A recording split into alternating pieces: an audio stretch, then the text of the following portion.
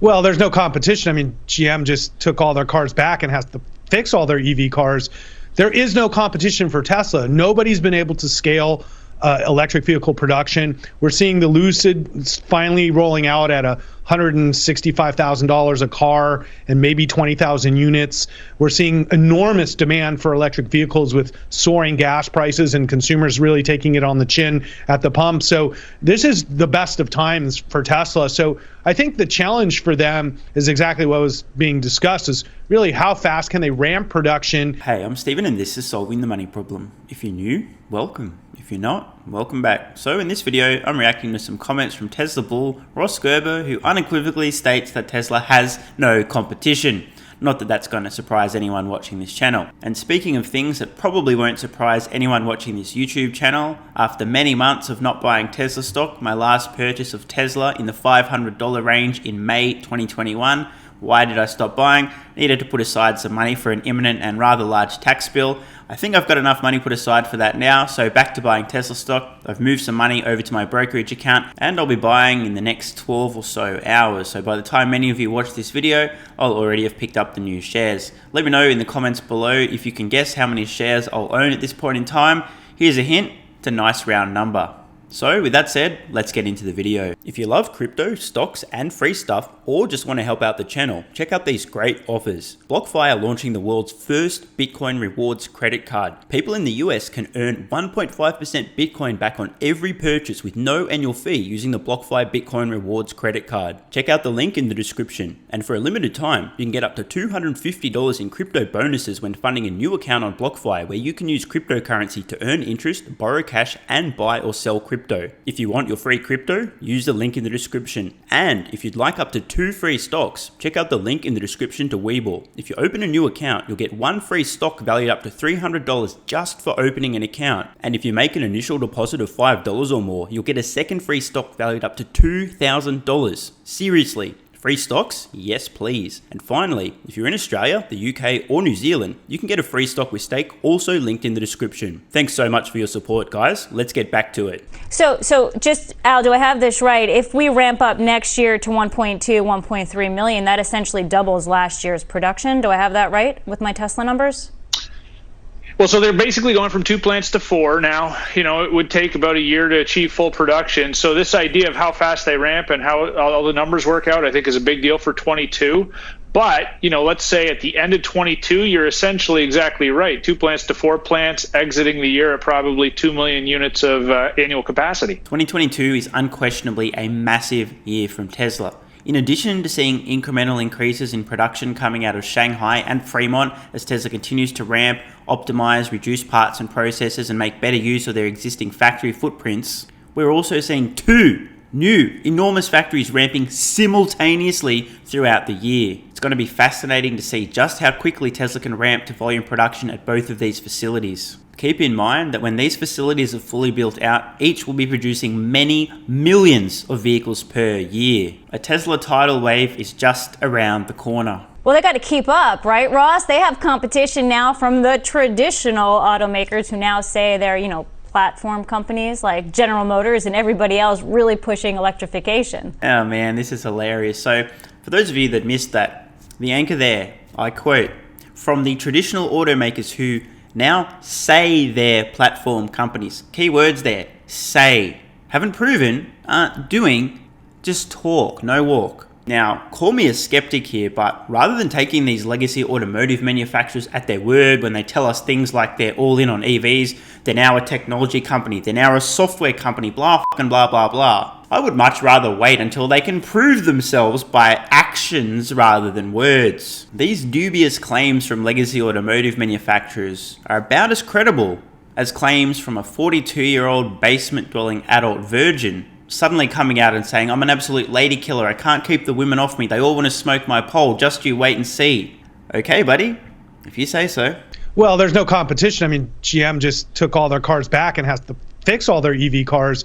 There is no competition for Tesla. This is a highly accurate statement from Ross Gerber. Tesla has no competition. Now, I'm sure there's going to be a couple of Poindexters in the comments ready to tell me about the other electric vehicles on the market. 1, they don't compete on price. 2, they don't compete on performance. 3, They don't compete on features or functionality. 4, they don't compete on safety. 5, they don't compete from a business point of view on profitability. Not competing, not competing, not competing, not competing, and that's right, not competing. Not competition. Other EVs exist, yes, but they're not competition. Until they can actually compete and not just exist, there is no competition. Nobody's been able to scale electric vehicle production. We're seeing the Lucid finally rolling out at $165,000 a car and maybe 20,000 units.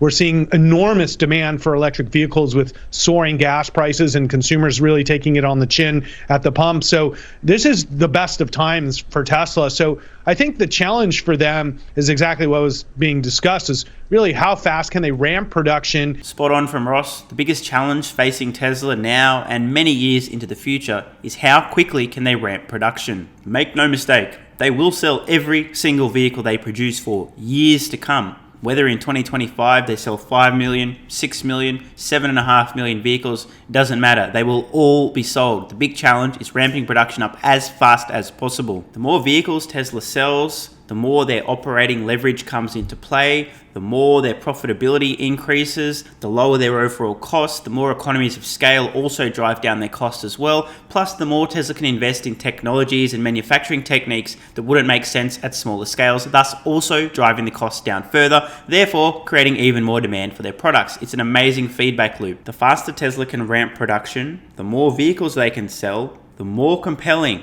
the more profitable, and the cheaper they become for consumers. We're looking at the Cybertruck. I'm sorry, guys. And I don't doubt Elon Musk knowing what the consumer wants, but this is a weird-looking truck.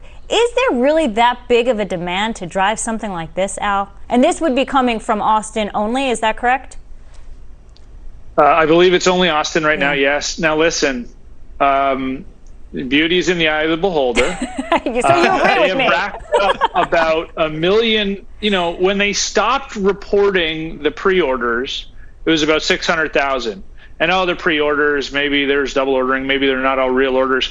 But like Ford is proud of 150,000 F-150 orders. And I know what Ross is saying about GM and Ford. I think the 150 is pretty good. I'm not besmirching Ford. No, I agree. Tesla has 600,000, and then they stopped counting. Now, I personally love the look of the Cybertruck. It's unique, utilitarian as As Elon Musk said, it looks like it's driven off the set of a sci-fi film. And it's not just during the day that this thing looks so stunningly unique. The strip headlights, just imagine driving at night, seeing these things coming toward you or in the rearview mirror. In fact, this is a great opportunity to plug some merch in the merch store. If you guys are interested, I've got a Cybertruck light strip design. There's a bunch of merch available, shirts, mugs, hoodies, and more. So check out the link in the description. Yes, the Cybertruck is a very divisive design, but the numbers don't lie. Sure, plenty of people think it's the most ugly thing they've ever seen in their life besides your girlfriend. But there's plenty of people that love the design or love the features and functionality, and even though they think it's ugly, are still going to buy one. We know now that there's well in excess of 1 million reservations for the Cybertruck. Like I said, the numbers don't lie. Tesla will deliver less vehicles in 2021 than there are reservations for the Cybertruck already before it's even commenced production. Something to think about. So a lot of people, that's years of production if he can deliver, if he can convert those orders into sales. So people like it. People like that truck. You know what also stood out to me, Ross, when you look at the margin for Tesla, I think it's 24%. So they're pretty solid because they keep increasing the price of their cars. At the beginning of the year, it was like $500, $1,000. Well, this latest increase is $2,000, and it makes their cheapest car $42,000. And then you have these, you said there's no competition for Tesla. Well, that price tag is good for investors, but you got all these Chinese startups coming out with cheaper cars, and some of the batteries go a long way too. You're not worried about that, Ross? By the way, this is a reasonable point. Of all the EV makers on the earth right now, including those who are just telling us that they're all in on EVs versus those that are actually making EVs, there are some promising companies out of China. NIO and XPeng recently have both surpassed 100,000 vehicles produced. Pretty impressive milestone until you compare it to Tesla, who's around 2 million EVs produced. But hey, it's a start. Well, the Chinese competitors are really the only real competitor, and one that is SPACing now, which is Polestar, which is Volvo, which is really owned by China. This is a pretty good vehicle, and they've been able to build a decent amount of them. Nothing in the scale of a Tesla, but like certainly it's a decent car. But what we're talking about is Tesla doesn't really compete against other EVs because consumers want electric vehicles, and they'll buy any electric vehicle that's good, that's for sale.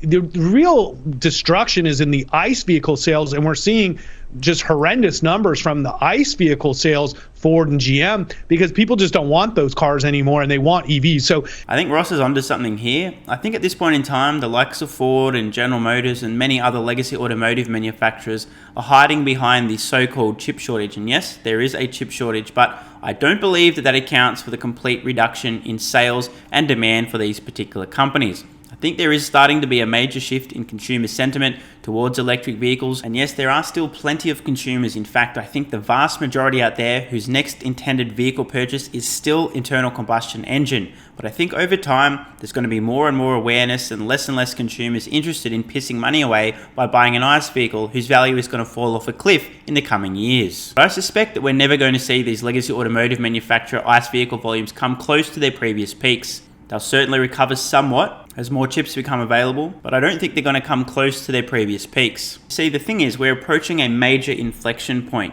Price parity, sticker price parity, where a comparable EV will be at or below the price of an ICE vehicle with similar features, functionality, and performance. Each day, each week, each month leading up to that point, more and more consumers will start to become aware of what's happening. And beyond that point, the floodgates really open. More and more people will be talking to their neighbors. Man, I bought this EV. It's cheaper to purchase than this vehicle. It's got this, that, and the other feature, and it's cheaper to own and maintain. Awareness is going to go through the roof, and we're just a year or two away from this enormous inflection point. So legacy automotive manufacturers have just a tiny window of time in which they can still sell ICE vehicles to consumers who think that they've done the numbers. Never mind the fact that the total ownership is much cheaper for an EV when you factor in maintenance and running costs, but let's ignore that and just focus on the sticker price. But beyond that point, it is going to be a really hard sell, pun intended, to convince, manipulate and trick consumers into buying an ICE vehicle when it makes no financial sense. And the big challenge is, legacy automotive manufacturers are not going to be able to ramp their EV production up enough to meet the demand. So they're going to have a collapse in ICE sales, and they're not going to be able to replace those sales one for one with EV sales. In other words, they're all unequivocally f***ed. Any car company that makes an EV will be successful. And we're seeing this with the Porsche Taycan Turbo everywhere around LA. It's a beautiful car, very expensive and not great specs, but people want EVs and Porsche drivers are buying them, just like Ford drivers will buy Ford EVs. So, I think the big challenge for all the companies is, can they get these vehicles made in scale? And we still have yet to see anybody do this. And my remaining question, I have 10 seconds here, Alan, is full self-driving. Is that a risk to Tesla when you look at the regulatory environment around that and some of the mishaps they've had with the beta version of that? Help me out here, guys. Can somebody let me know in the comments exactly what mishap or mishaps the anchor here is referring to with FSD beta? Serious question, by the way.